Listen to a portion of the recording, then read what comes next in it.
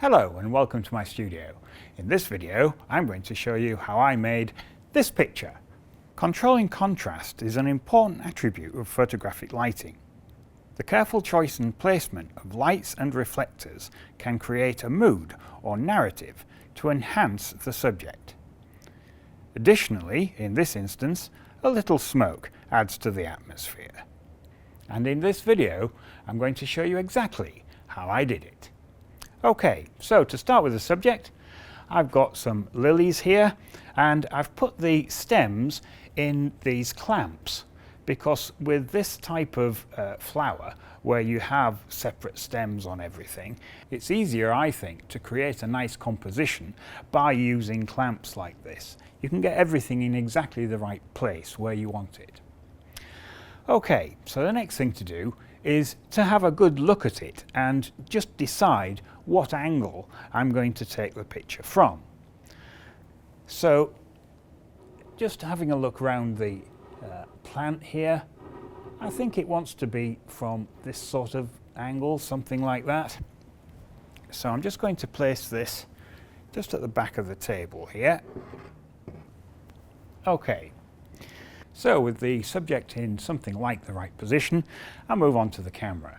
Now, I'm using a medium format camera which is tethered into Capture One software, so it's easy to follow along and see the results as I get them. On the front of the camera here I have an 80mm lens, and I think that should give me the right sort of field of view for a subject of this size. Okay, so I'm going to place this at the front here on this tripod. Just place the tripod something like that and pop the camera on the top. And initially I'll just line up the shot. So the first thing I'm going to do is just focus that up a bit like that. And now I think I'll just wind up the center column until I'm level with the flowers. Something like that. Okay, now having looked at that, what I think I want to do is just rotate the flowers ever so slightly just to get a better composition. So I'll just move those around. Something like that, I think.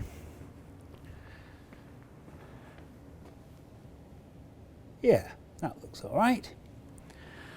Okay, so with all that done, next thing to do would be just to turn the camera on. And with the camera turned on, the software's recognised the camera, so I can show you all the settings that I have on the camera at the moment. So it's in full manual mode. I have a shutter speed of 1/125th of a second. Now that's the flash sync speed for the focal plane shutter in the back of this camera. ISO 100. And I have an aperture of f11. Now I've set that on purpose so that at this sort of distance, with this sort of focal length of lens, I'm going to have a reasonable depth of field. Okay, so with all that done, next thing to do before I set any lights is just to do a quick experiment just to make sure I don't get any contamination from the house lights. So what I'll do is just grab an image. And there you are, you can see from that there's no image to speak of there. So any light which I now add will be the only light which affects the subject. So to light this then, what I want to do is create something which has quite a lot of contrast in one direction. So all the edges of the flower, etc., become quite contrasty. But the flower itself, I want to be quite soft. So one way to do that is to actually light it from behind. So if I place a light around here somewhere, that should give me that sort of result. So I'm using this 500 joule battery powered studio head, and what I'm going to do is just place this about here, and I'm just going to move that up in the air so it's about there, something like that. So just at an arbitrary energy level, I'll grab an image and we'll see what we get. Okay, so we can see from that the exposure is well down. I need to add at least another stop. So that's the first thing I'm going to do, get the exposure about right. So what I can do is use the flash sync trigger, which on this camera is actually built in, just to add one stop of energy to that light. There we go. And with that, I'll just capture that again. Okay, so that's come up in terms of exposure, but I'm actually getting quite a lot of flare down the edge here, and the overall lighting just doesn't look quite right. And part of that is because this light is far too close. By having it at this sort of distance, I'll actually be lighting this much brighter than I'll be lighting that. And there isn't enough room for the inverse square law to take effect to even things out. So what I can do is just move this back a bit. So if I move it to a different position, so say back here, you don't have to move it very far, and I now put that up in the air, like that. I'll just turn the modelling light on to help me just point this in the right direction. Yes, and I can see from that I actually just need to zoom that in a bit, something like that. There we are, that's a bit better. And now I'll just move that around. There. Okay, I'll turn the modelling light out. Right. So now I'll grab that again. We'll see what we get this time. Okay, well I think that's improved the look of the lighting. The exposure's gone down a little. Obviously by moving it that far away, due to the inverse square law, I'm going to need to add more energy. So what shall we add? 1.5 stops? Something like that. Let's try that to start with. So I'll just bring up the flash sync trigger, that light's selected, add 1.5 stops. There we go. Okay, so now we'll just grab that again. Yes, that's brought that up quite nicely. So I'll just zoom in and we'll have a little look at the focus. Well, the focus is okay, it's actually in the wrong place. I want to be focused on these instead of the actual flower at the background. So what I'm going to do is just use live view through the software here so that I can focus up the lens properly. So I'll just bring that up, let's make that a bit bigger. Now I'll just zoom into the center here, something like that, and then using these controls I should be able to just bring that into a nice focus. There we are, that done. I can now dispense with live view. Let's grab that again.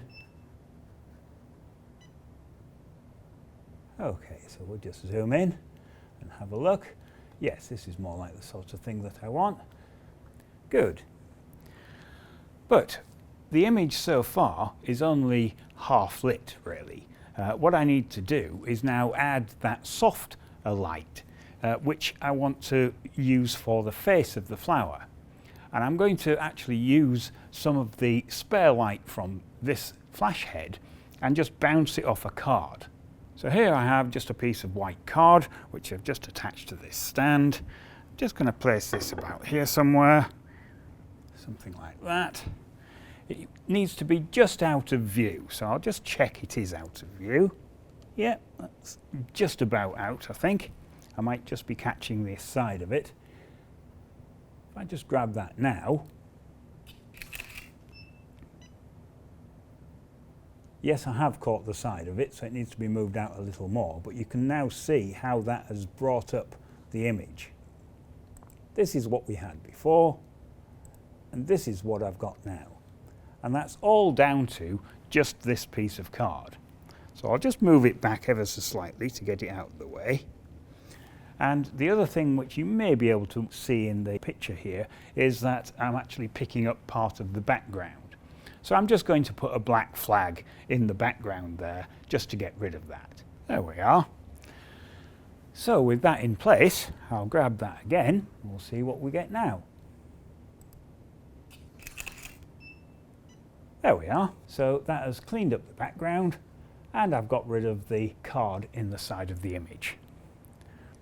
Okay, so with that, this image is the final lighting setup, really. It's maybe a little contrasty, but I've done that on purpose because what I'm going to do now is just add a little atmosphere. I'm going to add a little smoke, and the smoke will have the effect of taking down the contrast. So I've made it ever so slightly too contrasty to start with to compensate for that. You'll see what I mean as I grab some images. Okay, so for the smoke, I'm using one of these small smoke machines. So what I'm going to do is just put some of this round the back here.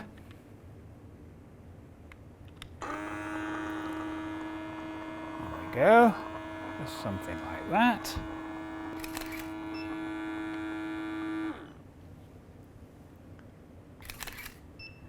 And as you can see, you don't actually need a great deal of smoke to get an effective result. Now obviously there's a bit of trial and error involved, so have a few attempts and see how we go.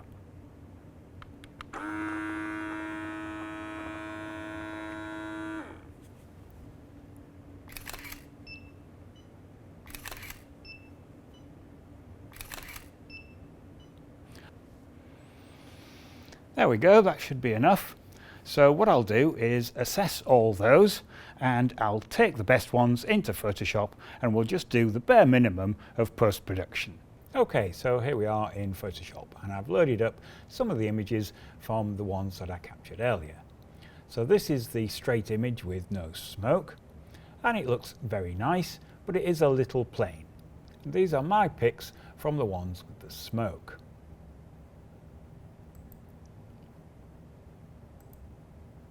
And it's this final one that I'm going to go forwards with.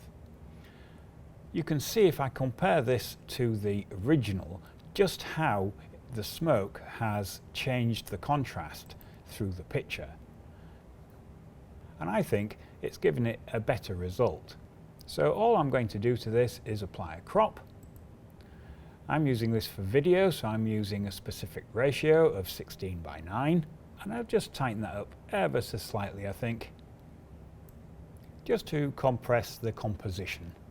There we are. And there we have it.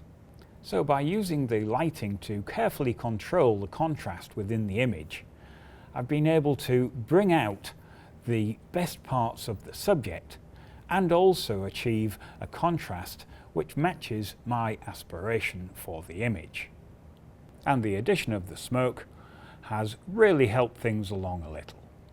Okay, well I hope you liked watching how I made that image, and if you like watching these sort of things, do click on the other images as they appear, and don't forget to subscribe. Oh, and hit the like button. Thank you very much for watching.